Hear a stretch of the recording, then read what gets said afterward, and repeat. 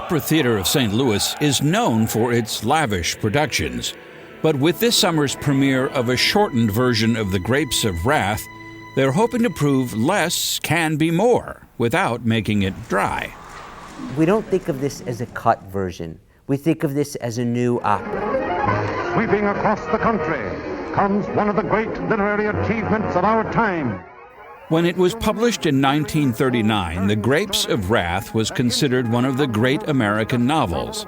The following year, it became one of the great American movies. But it took another 67 years to become what some critics consider one of the great American operas.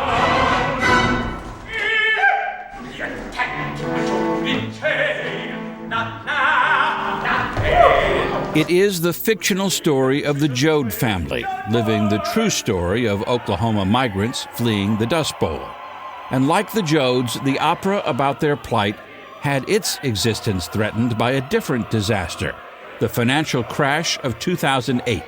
2007 was the last year anybody had money. The Grapes of Wrath premiered February 10th, 2007. It was a 60-piece orchestra. It was 3 acts. Huge chorus, a lot of principals, a 5-member auxiliary chorus that played about 1,000 characters. And so it was written for another economy. And so what happened was it was a spectacular success, but nobody could ever afford to do it again exactly that way.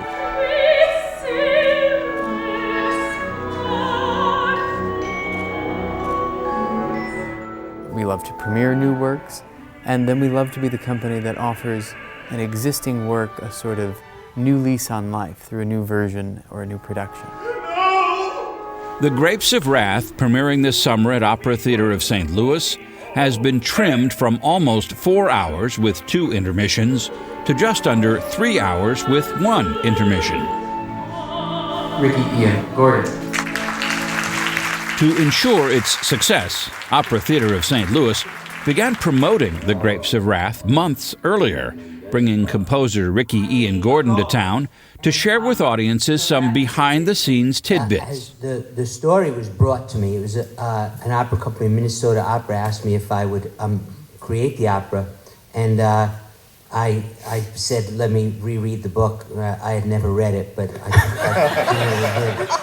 Gordon also offered those audiences unique insights into the way he and librettist Michael Corey turned the sweeping story of the Joad family's fight for survival in Dust Bowl America into a grand opera with something to say about America today. We were very careful about making it a piece of entertainment, but I certainly wanted to make sure that we weren't just telling a sad story. We were telling a resonant story.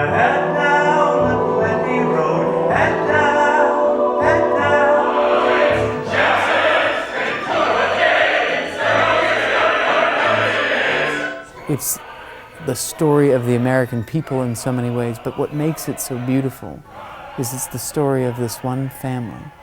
And ultimately, it's a family that we all recognize.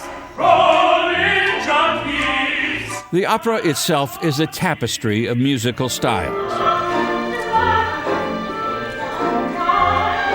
From jazz to folk to Broadway to opera. And all of those musical ideas are woven together in The Grapes of Wrath. It's part of what makes the score so unbelievably beautiful, catchy, and fun. When I grew up, I was obsessed with all kinds of music, included it all because I feel like it's the Ricky trash can score. Wherever there's a fight so hungry people can eat, I'll be there. Wherever there's a cop beating up a guy, I'll be there. Producing an opera based on a beloved novel is always taking a chance. But producing that opera on a scale smaller than the popular original is an even riskier business. Yet it is a chance Opera Theater of St. Louis is willing to take. And its willingness to take chances is why the composer of Grapes of Wrath agreed to premiere this new version at Opera Theater. They are not afraid to try new things, and interestingly, they never seem to alienate their audience. even if they do something difficult. And even if people don't like it, they don't suddenly go, I'm not going back there anymore. They go to see what these people are doing. That's what should happen. It's a dialogue with the community.